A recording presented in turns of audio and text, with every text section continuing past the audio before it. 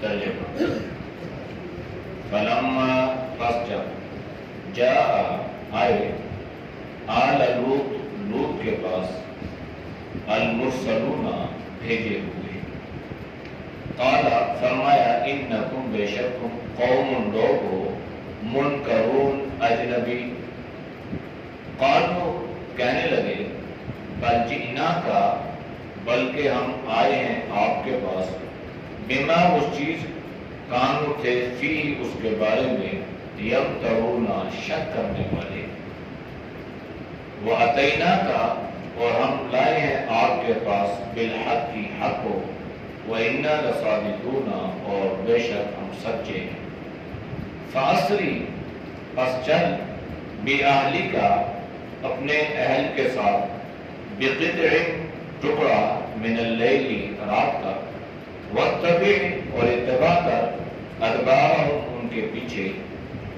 وَلَا يَلْتَفِتْ اور پیچھے مڑ کے نہ دیکھے منکم تم میں سے احد کوئی ایک وامضوا اور چلو حیث جہاں تؤمرون تمہیں حکم دیا گیا ہے وقضینا اور ہم نے فیصلہ کیا الیہ اس کی طرف ذلک الامر اس بات کا انا کے بے شک دابرہ جڑ ہؤلاء ان لوگوں کی مقطوع کاٹ دی جائے گی مصبحین صبح صبح وجاء اور آئے اہل المدینہ کی شہر والے یستبشرون بشارتیں سناتے ہوئے قال فرمایا ان ہؤلاء بے شک یہ لوگ ضیفی میرے مہمان ہیں فلا تفضحونی پس مجھے رسوا مت کرنا واتقوا اللہ اور اللہ سے ڈرو ولا تخزونی اور مجھے غمگین مت کرو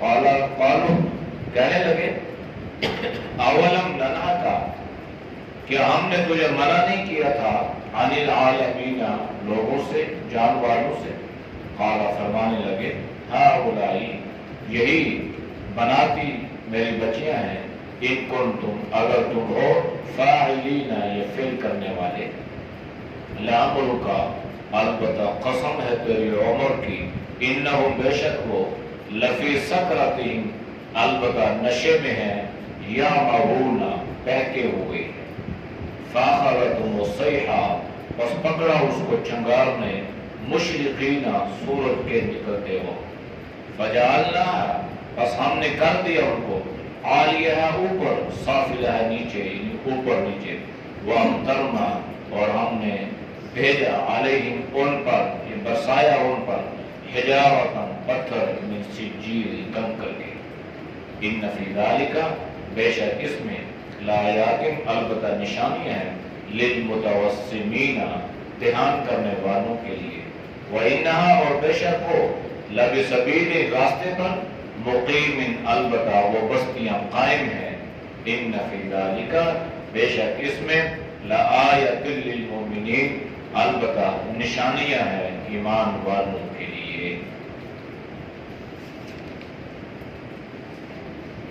آیات کا ماقبل آیات کے ساتھ ربط یہ تھا کہ اللہ نے فرشتوں کو انسانی شکل عطا کر کے جناب ابراہیم خلیل اللہ کے پاس بھیجا۔ حضرت ابراہیم کے پاس جب یہ فرشتے انسانی صورت میں آئے تو حضرت ابراہیم نے ان کی ضیافت کرنا چاہیے لیکن انہوں نے انکار کر دیا۔ حضرت ابراہیم سے فرمایا کہ ہم تو آپ کو بچے کی خوشخبری سنانے آئے ہیں اور اس کے بعد ہم لوط کے قوم کے پاس جا رہے ہیں۔ تو حضرت ابراہیم نے پوچھا کہ آپ کے آنے کا مدعا کوئی مقصد کوئی ہے کوئی غرض ہے؟ تو فرمایا ہاں اللہ نے ہمیں قوم لوط کے پاس بھیجا ہے اور اس لیے بھیجا ہے کہ وہ قوم ایک انتہائی برے اور گھٹیا فعل میں ملوث ہے اور حضرت لوط نے ان کو بار بار سمجھایا تو وہ قوم باز نہیں آ رہی، لہذا اس پہ اللہ کا عذاب آنے والا ہے ہمیں اللہ نے اس قوم پر عذاب اتارنے کے لیے بھیجا ہے۔ البتہ حضرت لوط علیہ السلام کی جو بیوی ہے وہ بھی اللہ کے اس عذاب سے بچ نہیں پائے گی اور وہ بھی اللہ کے عذاب کا شکار ہو جائے گی۔ یہ باتیں ہوئی ہیں ان ملائکہ کی حضرت ابراہیم خلیل اللہ کے ساتھ۔ اب یہاں سے یہ فرشتے آتے ہیں حضرت لوط علیہ السلام کے پاس۔ اللہ نے ذکر فرمایا فَلَمَّا جَاءَ آلَ لُوطَ آلَ لُوطٍ الْمُرْسَلُونَ، بس جب یہ آئے لوط کی اولاد کے پاس، یعنی لوط علیہ السلام کے ماننے والوں کے پاس، المرسلون بھیجے ہوئے یعنی یہ فرشتے۔ تو جب یہ حضرت لوط علیہ السلام کے پاس آئے تو حضرت لوط علیہ السلام بڑے پریشان ہو گئے، اور ان کی پریشانی ان کی قوم کی حرکتوں اور خباثتوں کی وجہ سے تھی۔ تو حضرت لوط نے ان سے پوچھا، فرمایا قال انکم قوم منکرون، آپ تو اجنبی لوگ ہو گئے، کہاں سے آئے ہو؟ کوئی اوپرے لوگ ہو، اجنبی لوگ ہو، کبھی آپ کو دیکھا سنا نہیں ہے۔ دیکھتے کیسے؟ فرشتے تھے۔ فرشتہ جبریل علیہ السلام انسانی شکل صورت میں تھا، اور ساتھ عذاب کے فرشتے جو آئے تھے وہ بھی انسانی صورت میں تھے۔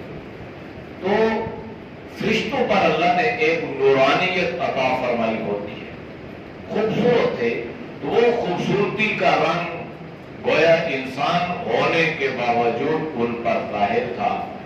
تو حضرت لوط علیہ السلام بڑی تشویش میں، پریشانی میں مبتلا ہوئے اور ان سے پوچھنے لگے، اجنبی لوگ ہو، خیریت سے آئے ہو، کہاں سے آئے ہو؟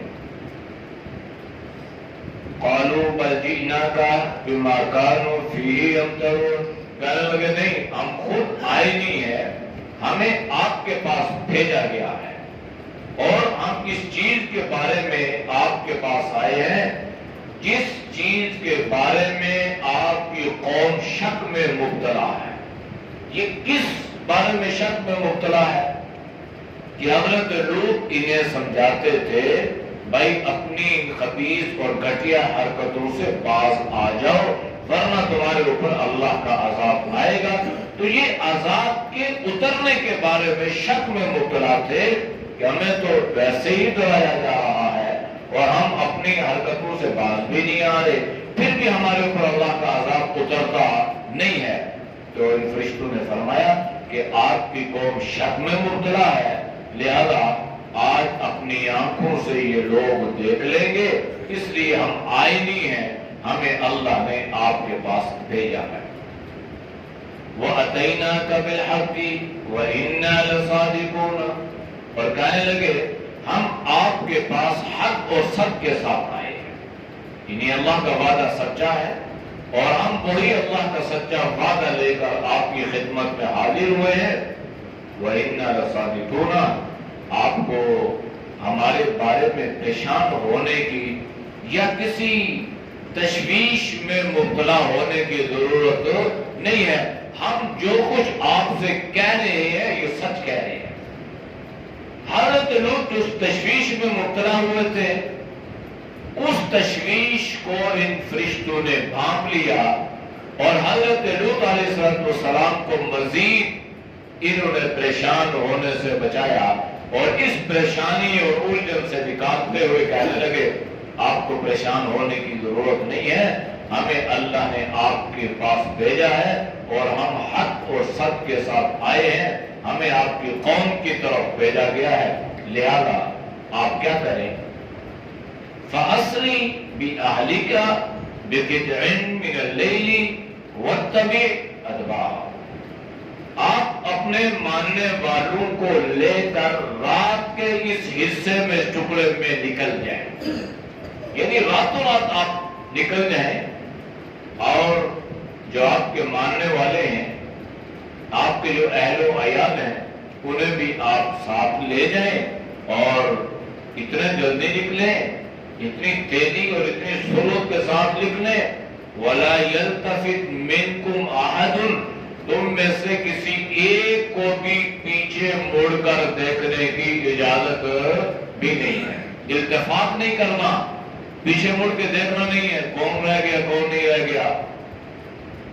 ممکن ہے چونکہ حضرت لوط علیہ السلام کی بیوی کے بارے میں فیصلہ ہو چکا تھا کہ وہ بھی پیچھے رہ جانے والوں میں رہ جائے گی، یعنی حضرت لوط کے ساتھ ان کی بیوی نہیں نکلے گی، وہ اسی گھر میں اپنی جگہ پہ ٹھہری رہے گی اور وہاں پر اس پر اللہ کا عذاب، اللہ کا غضب اترے گا۔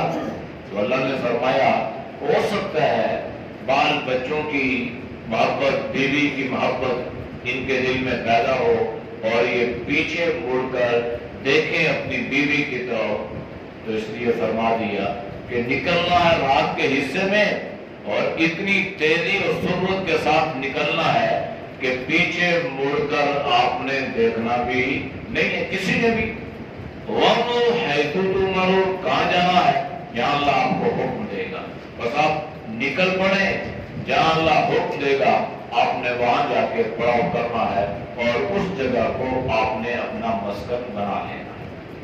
وَقَضَيْنَا، اور ہم نے یہ فیصلہ کیا اِلَيْهِ، اس کی طرف، ذَلِكَ الْأَمْرَ، اسی بات کا، کس بات کا فیصلہ ہم نے کر لیا، أَنَّ دَابِرَ هَؤُلَاءِ، کہ یہ جو قوم ہے نا حضرت لوط علیہ السلام کی، اس قوم اور اس کی خباثتوں کو جڑ سے اکھیڑ کے پھینکنا ہے۔ دابرہ کہتے ہیں جڑ کے کاٹ جانے کو، مقطوع کاٹی ہوئی، مصبحین صبح صبح، یعنی راتوں رات اس قوم پر اللہ کا عذاب آئے گا اور اس طرح عذاب آئے گا کہ گویا اللہ اس بستی کو پٹکے گا اور یہ بستی بالکل کوئی بھی چیز اس کی اپنی جگہ اور اپنی حیثیت پر قائم نہیں رہ سکے گی، یہاں تک کہ درخت بھی اور پتھر بھی اور جو چیز اس بستی میں قائم ہے اور ان کے مضبوط گھر بھی، اللہ نے فرمایا کہ ان کو جڑ سے اکھیڑ کے پھینک دیا جائے گا۔ اور مفسرین نے لکھا ہے کہ اللہ ان کا نام و نشان مٹا دے گا، اس لیے جڑ سے اکھیڑنا یہ اس بات کا محاورہ ہے کہ تمہارا نام و نشان تک بھی ختم کر دیا جائے۔ وہ کون لوگ تھے بستی، وہ تو مفسرین نے اس کا ذکر کیا ہے۔ حضرت لوط علیہ السلام کی اس قوم کو تو اللہ نے جڑ سے اکھیڑ کے پھینک دیا، لیکن وہ قوم جس گھٹیا حرکت میں مبتلا تھی، وہ گناہ اور وہ برائی جو ہے وہ اپنی جگہ پر قائم رہی اور یہ سلسلہ تسلسل کے ساتھ چلتا رہا، یہاں تک کہ شریعت اسلامی نے، جناب نبی کریم صلی اللہ علیہ وسلم نے جتنی مذمت، جتنی برائی اس فعل کی لواطت کی آپ نے بیان فرمائی ہے، کسی اور فعل کی نہیں ہے۔ زنا بھی گناہ ہے، وہ بھی برائی ہے، وہ بھی فحش ہے، لیکن اس سے بھی زیادہ اس فعل کی سزا مقرر کی گئی ہے کہ انسان جو ہے یہ ہم جن سے اپنی خواہش کو پورا کرے، مرد سے عورت سے، تو فرمایا کہ یہ اس کی سزا ایسی ہے کہ اس کو دیوار کے نیچے بٹھاؤ اور اوپر سے اس پر دیوار کو گرا دو، یا اس کو یوں سنسار کرو کہ پتھر مارو اتنا مارو کہ یہ مر ہی جائے۔ تو یہ سب قسم کی سزا شریعت اسلامی نے مقرر کی اس فعل بد کی۔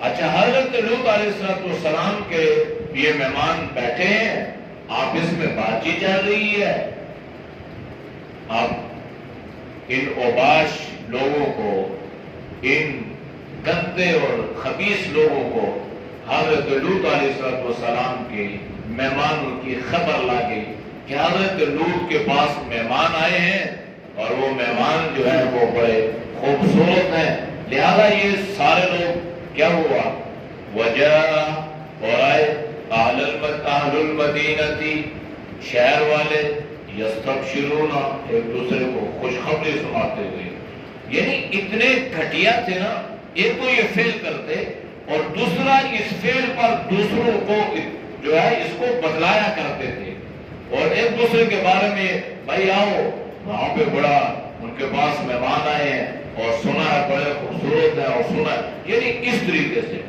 انسان کے اندر اللہ نے ایک حیا کا مادہ رکھا ہوتا ہے. اگر یہ گناہ کرتا بھی ہے تو یہ تب بھی یہ بات چاہتا ہے کہ میرے اس عمل کا، میرے اس فعل کا دوسروں کو پتہ نہ چل سکے. لیکن جب وہ مادہ بالکل ہی ختم ہو جاتا ہے، وہ حیا بالکل ہی رخصت ہو جاتی ہے، تو پھر انسان اس فعل کو فعل بد سمجھتا ہی نہیں ہے. لہذا یہ اتنے خبیث اور گھٹیا لوگ ثابت ہوئے کہ ایک دوسرے کو اس کے بارے میں بتانے لگے اور ایک دوسرے کو یستبشرون بشارتیں سنانے لگے، ایک دوسرے کو خوشخبریاں سنانے لگے. اور حضرت لوط علیہ السلام کے پاس آ گئے. حضرت لوط نے فرمایا حضرت لوط نے ان ہؤلاء ضیفی فلا تفضحونی، بھائی یہ میرے مہمان ہیں اور مجھے میرے مہمانوں کے بارے میں رسوا مت کرنا. یعنی اصول اور ضابطہ یہ ہے کہ اگر کوئی دشمن آدمی بھی کسی کے ہاں مہمان آ گیا اور آپ کی اس کے ساتھ دشمنی ہے، تب بھی ضابطہ اور دستوری ہے کہ یہ مہمان جب تک اس میزبان کے ہاں ٹھہرا رہے گا تب تک آپ نے اس کی طرف ہاتھ نہیں بڑھانا. اس لیے کہ یہ اصل میں آنے والے کا نہیں، یہ میزبان کی بے شرمی اور میزبان کی رسٹ ہوتی ہے جس کے پاس مہمان کیسا ہے. تو اس لیے حضرت لوط علیہ السلام نے فرمایا کہ بھائی اصل میں یہ میرے مہمان ہیں اور ایک کی ذلت میری ذلت اور ایک کی عزت میری عزت ہے. لہذا اگر تم نیستوں پہ ہاتھ اٹھاؤ گے تو اس معاملے میں مجھے رسوا نہ کرنا. یہ اتنے سخت الفاظ حضرت لوط علیہ السلام نے قوم سے فرمائے. واتقوا اللہ، اور اللہ سے ڈرنا، ولا تخزونی، اور مجھے غمگین مت کرو، مجھے پریشان مت کرنا اس معاملے میں. تو جب حضرت لوط نے انہیں یہ تاکید فرمائی تو لوگ کہنے لگے، قالوا کہنے لگے اولم ننہک عن العالمین، کیا ہم نے آپ کو لوگوں کی حمایت سے منع نہیں کیا تھا؟ یعنی ہم نے آپ کو بارہ منع کیا کہ لوگوں کی حمایت مت کیا کرو، ہمارے جی میں جو آتا ہے ہم وہ کر گزرتے ہیں، کیا اچھا کیا برا ہے یہ سبق ہمیں مت پڑھایا کرو. اور یہ حضرت لوط علیہ السلام کے ان اوباشوں کا سبق یہ آج ہمارے اسلامی معاشرے میں بھی دہرایا جا رہا ہے. اور الفاظ میں اونچ نیچ ہو سکتی ہے لیکن ترتیب وہی ہے. کہنے لگے ہمیں کیوں منع کرتے؟ تو آج لوگ کہتے ہیں کہ ہمیں یہ دین سکھلا رہا ہے، ہمیں منع کر رہا ہے. کیا ہم نہیں جانتے؟ ہمیں اچھے اور برے کی تمیز نہیں ہے؟ ہمیں نہیں پتا؟ جو مرضی ہے کرو، میرا جسم ہے، میرا جسم ہے، میری مرضی ہے، میرے جسم کے اوپر کسی اور کی مرضی چل ہے. تو حضرت لوط علیہ السلام کے اوباش اور ان گندی ذہنیت رکھنے والے لوگوں نے حضرت لوط پیغمبر کو جواب دیا. کہنے لگے کیا اچھا کیا برا ہم جانتے ہیں، ہم نے آپ کو بارہا منع کیا کہ لوگوں کی حمایتیں مت کیا کرو، ہم نے آپ کو اس سے منع کیا، ہم نے آپ کو روکا کہ لوگوں کی حمایت مت کرو. تو حضرت لوط نے جب دیکھا یہ خبیث اور گندے لوگ یہ مصمم اور مضبوط ارادہ اس برائی کا کر چکے ہیں اور یہ بات نہیں آ رہے، انہوں نے فرمایا دیکھو اگر اللہ نے تمہارے اندر شہوت کا مادہ رکھا ہے تو اللہ نے اس کی ترتیب بھی رکھی ہے. فرمایا قال هؤلاء بناتی ان کنتم فاعلین، بھائی تم دستور کے مطابق اگر شریعت تم نکاح کر لو، قوم کی بچیاں ہیں تو ساری قوم اور اپنی امت کی بچیوں کو حضرت لوط نے فرمایا یہ ساری میری بیٹیاں ہیں اور پیغمبر کسی بھی قوم کا بمنزلہ باپ کے ہوا کرتا ہے. ما کان محمد ابا احد من رجالکم ولکن رسول اللہ، اور پیغمبر کی زوجہ مطہرہ ازواج امت کی مائیں ہوا کرتی ہیں. اسی لیے جناب نبی کریم صلی اللہ علیہ وسلم جب دنیا سے رخصت ہوئے تو حضرت عائشہ صدیقہ رضی اللہ تعالی عنہا کی عمر 18 سال تھی، اور 18 سال کی عمر میں آپ بیوہ ہوئی۔ آپ نے نکاح نہیں کیا، اس لیے کہ کسی کے ساتھ آپ کا نکاح جائز نہیں تھا، اس لیے کہ اللہ نے آپ کو امت کی ماں بنایا تھا۔ تو ازواج جتنی بھی ہوتی ہیں یہ امت کی ماں ہوا کرتی ہیں، اور نبی کا منزلہ پاک کے ہوا کرتا ہے۔ تو حضرت لوط نے ان ساری اپنی بچیوں کو بیٹی قرار دیا، فرمایا یہ میری قوم کی بچیاں ہیں، تم اگر شریعت ان سے نکاح کرو، ان کو فاعلین، اگر تم نے یہ کام کرنے کا ارادہ کر لیا ہے تو پھر اگر شریعت۔ اب دیکھیں اللہ نے انسان کو پیدا کیا نا، تو اللہ ہی نے انسان کے اندر یہ سارے مادے رکھے ہیں، ہنسنے کا مادہ، کھانے کا مادہ، پینے کا مادہ، سونے کا مادہ، بھوک کا مادہ، شہوت کا مادہ، تو یہ سارے کے سارے اللہ نے رکھے ہیں۔ اللہ نے فرشتوں میں نہیں رکھے، انسانوں میں رکھے ہیں۔ پھر اللہ نے ہر مادے کو ایک ضابطے اور ایک دستور کے مطابق استعمال کرنے کا حکم بھی دیا۔ انسان کو بھوک لگتی ہے، کھانا کھاتا ہے، تو اللہ نے کیا درس دیا؟ بھائی کھانا کھاؤ، حلال کھاؤ، کمانا ہے حلال، کھانا ہے حلال، پینا پیاس لگی ہے، فرمایا حلال پینا ہے، جو چیزیں حرام ہے وہ، اب ایک آدمی حرام پی رہا ہے، حرام کھا رہا ہے، لیکن وہ اجر سے ثواب سے محروم ہو گیا، اور اللہ کی نظروں میں وہ گنہگار ہو رہا ہے، فاسق اور فاجر ہو رہا ہے۔ اسی طریقے سے اللہ نے شہوت کا مادہ رکھا، اور اس کے لیے اللہ نے ایک اسلامی اصول کو وضع فرمایا جس کے بہت سارے فوائد بھی ہیں۔ تو حضرت لوط نے فرمایا کہ یہ سارے معاملات ہیں، تو تم کیوں اس طرح کی گھٹیا حرکت کرنا چاہتے ہو؟ جو شریعت کے ضابطہ اور دستور ہے اس کو استعمال کرو۔ یہ سارا ذکر کیا، آگے اللہ نے کیا فرمایا؟ لَعَمْرُكَ إِنَّهُمْ لَفِي سَكْرَتِهِمْ يَعْمَهُونَ، البتہ قسم ہے تیری عمر کی۔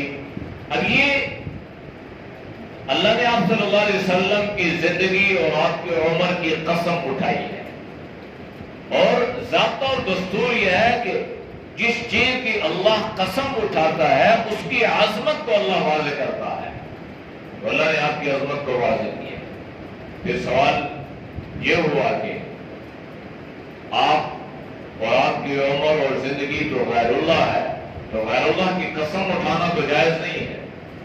جواب یہ ہے کہ یہ ساری پابندیاں مخلوق کے لیے ہیں، خالق کے لیے کوئی پابندی یہ ہمارے لیے ہے نا، کہ ہم غیر اللہ کی قسم نہ اٹھائیں۔ اللہ کے لیے تو کوئی چیز غیر نہیں ہے، ساری چیزیں تو اللہ نے خود پیدا فرمائی ہے، اللہ تو خود ان کا خالق ہے، لہذا یہ پابندیاں ہمارے لیے ہیں، اللہ کے لیے یہ پابندی نہیں ہے۔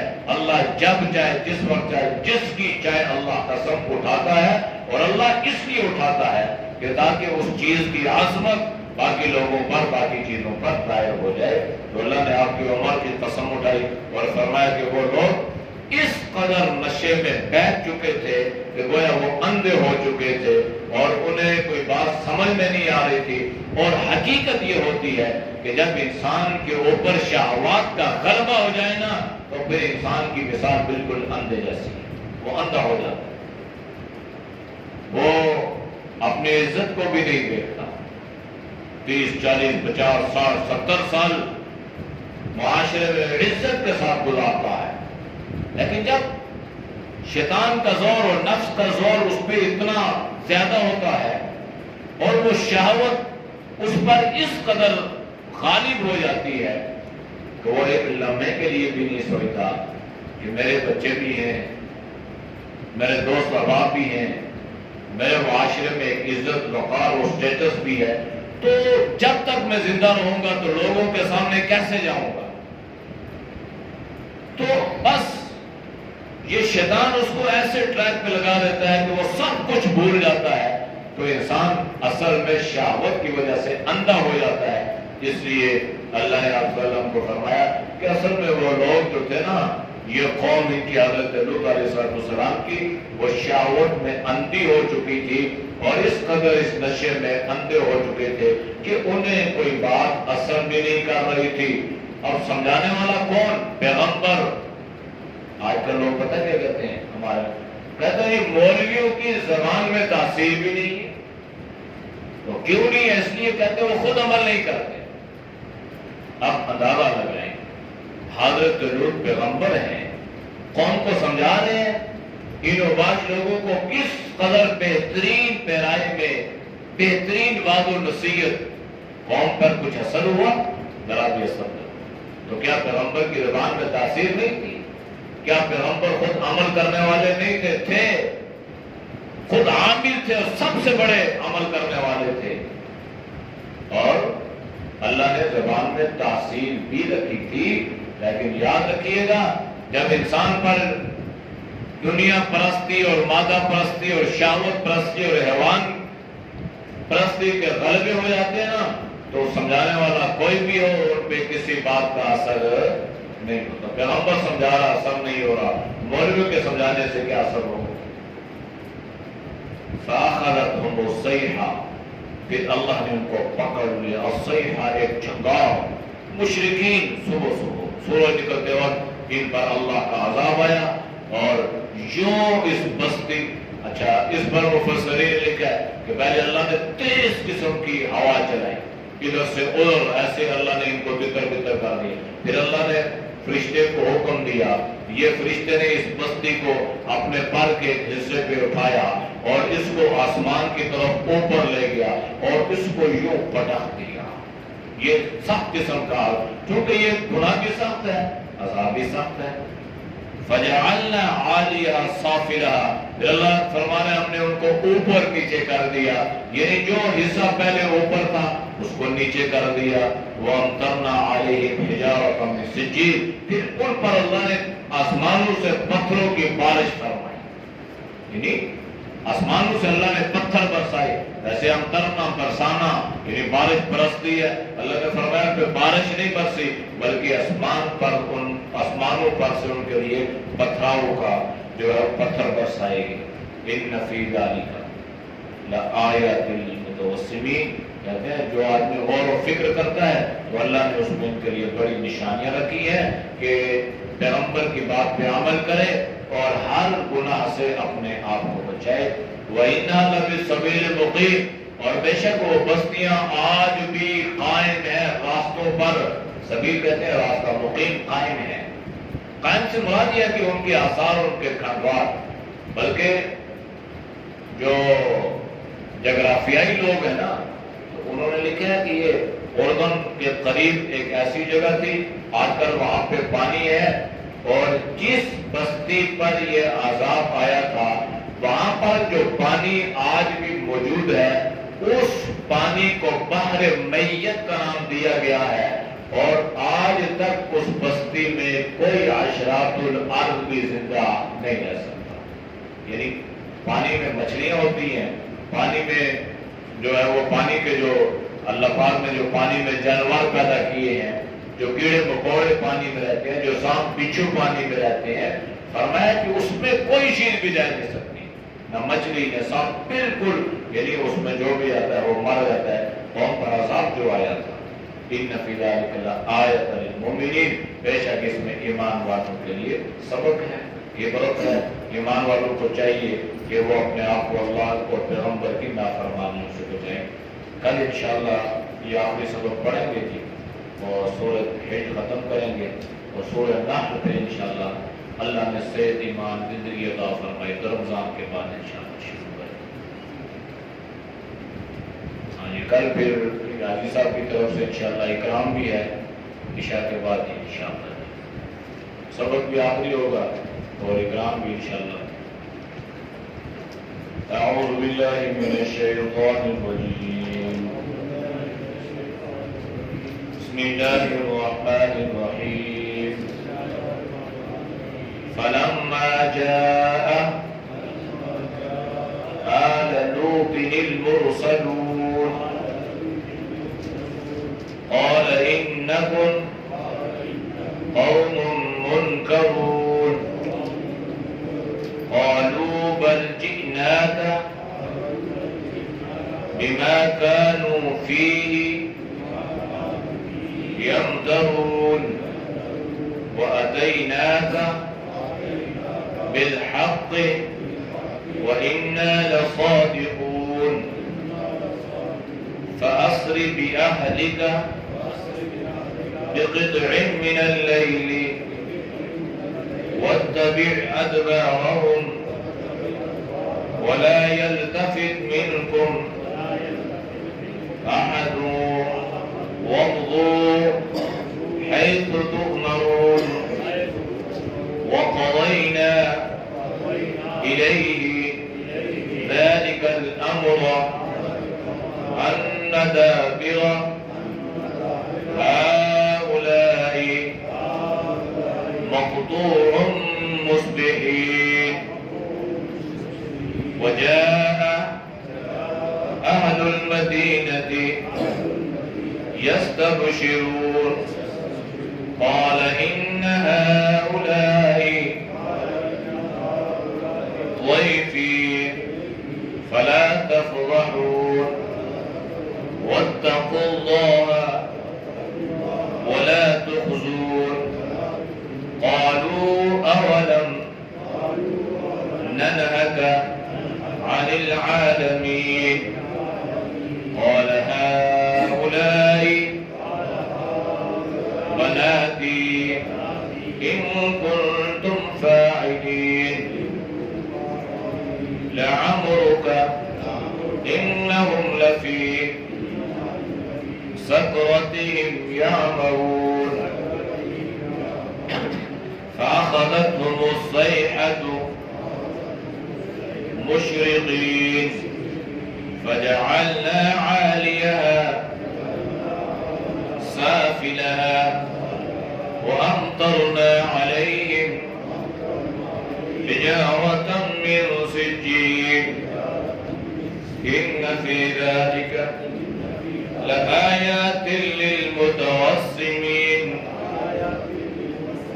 وإنها لبسبيل مقيم إن في ذلك لآية للمؤمنين صدق الله. الحمد لله رب العالمين والعاقبة للمتقين والصلاة والسلام على النبي الكريم.